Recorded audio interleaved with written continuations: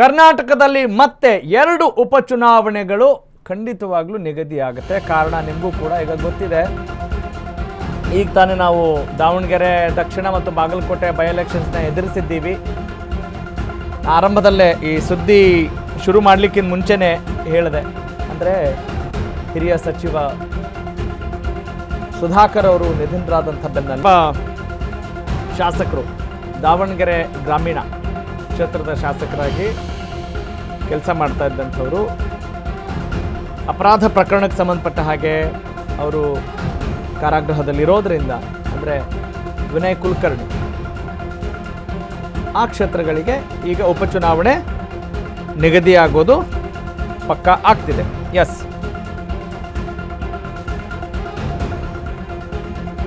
ಶಾಸಕರಿಲ್ಲದೆ ಧಾರವಾಡ ಕ್ಷೇತ್ರ ಕೂಡ ಈಗ ಅನಾಥವಾಗಿದೆ.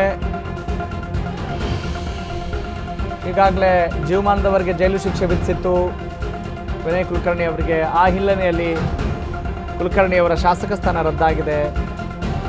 ಧಾರವಾಡದಲ್ಲಿ ಬೈ ಎಲೆಕ್ಷನ್ ಘೋಷಣೆ ಆಗುತ್ತೆ. ವಿನಯ್ ಕುಲಕರ್ಣಿ ಪತ್ನಿ ಶಿವಲೀಲಾಗೆ ಟಿಕೆಟ್ ಏನಾದರೂ ಸಿಗುತ್ತಾ? ಅವರಿಗೆ ಟಿಕೆಟ್ ಕೊಡದಂತೆ ಆನ್ಲೈನ್ ಅಭಿಯಾನ ಕೂಡ ನಡೀತಾ ಇದೆ. ಇದು litre updates.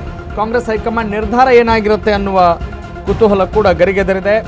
I repeat this news. ಕರ್ನಾಟಕದಲ್ಲಿ ಮತ್ತೆ 2 ಉಪಚುನಾವಣೆಗಳು ನಿಗದಿಯಾಗುವಂಥ ಎಲ್ಲ ಸಾಧ್ಯತೆಗಳಿದ್ದಾವೆ. ದಾವಣಗೆರೆ ಬಾಗಲಕೋಟೆ ಬಳಿಕ ಮತ್ತೆ ಈ ಉಪಚುನಾವಣೆ. ಈಗ ಅಲ್ಲಿ ಸಮರ್ಥ ಉಮೇಶ್ ಅವರು ಕಣದಲ್ಲಿ ಸ್ಪರ್ಧಿಸಿದ್ರು.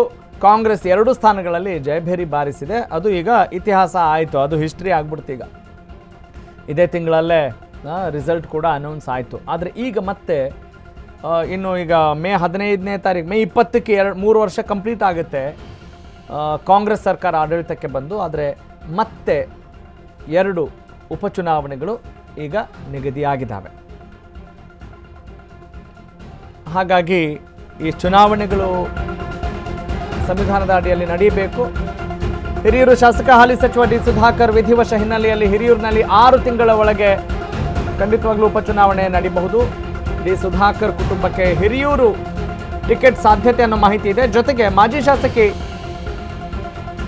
ಪೂರ್ಣಿಮಾ ಶ್ರೀನಿವಾಸ್ ಅವರ ಹೆಸರು ಕೂಡ ಕೇಳಿಬರ್ತಾ ಇದೆ. ಡಾರ್ಕ್ ಹಾರ್ಸ್ ರೂಪದಲ್ಲಿ ಮತ್ತೊಂದು ಹೆಸರು ಕೇಳಿಬರ್ತಾ ಇದೆ. ಹಾಗಾದ್ರೆ ಆ ಡಾರ್ಕ್ ಹಾರ್ಸ್ ಯಾರು? ಡಿ ಕೆ ಶಿವಕುಮಾರ್ ಅವರಿಗೆ ಆಪ್ತರಾದಂಥವರ ಕುತೂಹಲ ಮೂಡಿಸಿದೆ ಹಿರಿಯೂರು ಬೈ ಎಲೆಕ್ಷನ್ ಕಣ.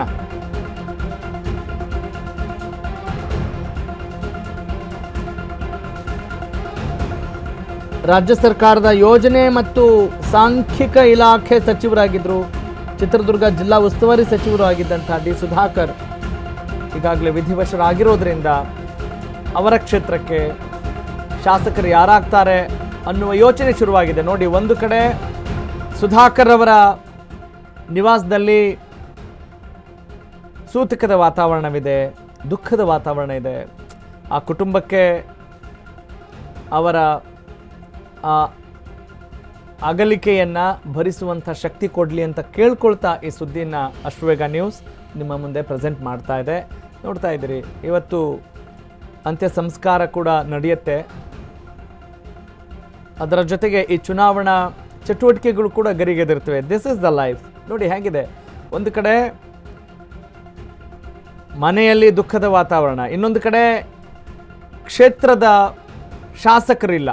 ಅಂದರೆ ಆ ನಾಡಿನ ಆ ಕ್ಷೇತ್ರದ ಜನತೆಗೂ ಕೂಡ ಒಂದು ಅನಾಥ ಭಾವ ಕಾಡುತ್ತೆ. ಅತ್ಯಾಪ್ತರಾದಂಥವರು ಆ ಕ್ಷೇತ್ರದ ಜನತೆಗೆ ಬಹಳ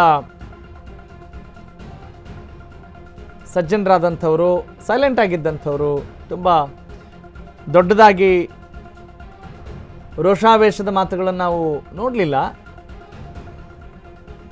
ಈಗಾಗಲೇ ಎಲ್ಲ ಸರ್ಕಾರದ ಮಂತ್ರಿ ಮಹೋದಯರು, ಮುಖ್ಯಮಂತ್ರಿ, ಉಪಮುಖ್ಯಮಂತ್ರಿಗಳೆಲ್ಲ ಅವರ ಆರೋಗ್ಯ ವಿಚಾರಿಸುವ ಫೋಟೋಗಳನ್ನು, ಅದಕ್ಕೆ ಸಂಬಂಧಪಟ್ಟಂಥ ಮಾತುಕತೆಯನ್ನು ತಾವು ಗಮನಿಸಿದ್ರಿ. ಇದೇ ವಿಚಾರಕ್ಕೆ ಸಂಬಂಧಪಟ್ಟ ಹಾಗೆ ಹೆಬ್ಬೆಟ್ಟು ವಿಚಾರ ಕೂಡ ದೊಡ್ಡದಾಗಿ ಸದ್ದು ಮಾಡಿತ್ತು ಎಚ್ ಡಿ ಕುಮಾರಸ್ವಾಮಿ ಅವರ ಮಾತು. ಇದರ ಬೆನ್ನಲ್ಲೇ ಈಗ ಉಪಚುನಾವಣೆಯ ಮಾತು ಕೂಡ ಈಗ ಕೇಳಿಬರ್ತಾ ಇದೆ. ಅಫ್ಕೋರ್ಸ್ ಉಪಚುನಾವಣೆ ಆಗಬೇಕು, ಆಗುತ್ತೆ. ಅದರ ಸಂದರ್ಭವನ್ನು ನಾನು ಇಲ್ಲಿ ಗಮನಿಸ್ತಾ ಇದ್ದೀನಿ. ಒಂದು ಕಡೆ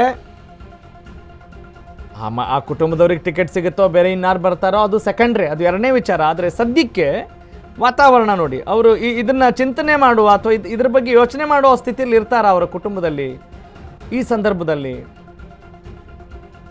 ಅದು ಒಂದು ಪ್ರಶ್ನೆ ಕೂಡ ಗರಿಗೆದರಿದೆ. ಧಾರವಾಡ ಮತ್ತು ಹಿರಿಯೂರಿಗೆ ಉಪಚುನಾವಣೆಗಳು ನಡೆಯಲಿವೆ. ಇವತ್ತು ಹಿರಿಯೂರು ಶಾಸಕರು, ಹಿರಿಯ ಸಚಿವರು ಸುಧಾಕರ್ ಅವರು ನಿಧನಗೊಂಡಂಥ ಬೆನ್ನಲ್ಲೇ ಅವರ ಅಂತ್ಯ ಸಂಸ್ಕಾರ ಕೂಡ ನೆರವೇರಲಿದೆ.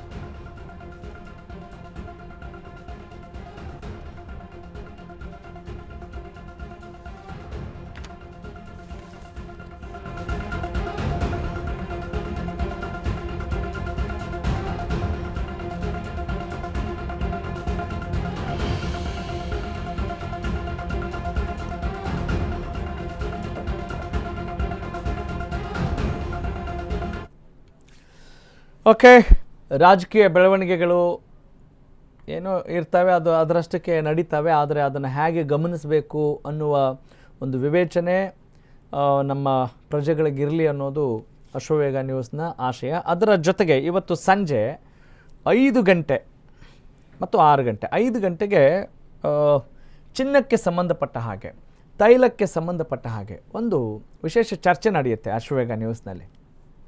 ಅದಕ್ಕೆ ಸಂಬಂಧಪಟ್ಟಂಥ ತಜ್ಞರು ಕೂಡ ಆಗಮಿಸ್ತಾರೆ. ಈಗಾಗಲೇ ಪ್ರಧಾನಿ ನರೇಂದ್ರ ಮೋದಿಯವರು ಹೇಳಿದ್ದಾರೆ, ಚಿನ್ನವನ್ನು ಕೊಳ್ಳೋದನ್ನು ಸ್ವಲ್ಪ ಬಿಡಿ ಅಂತ ಹೇಳಿದ್ದಾರೆ.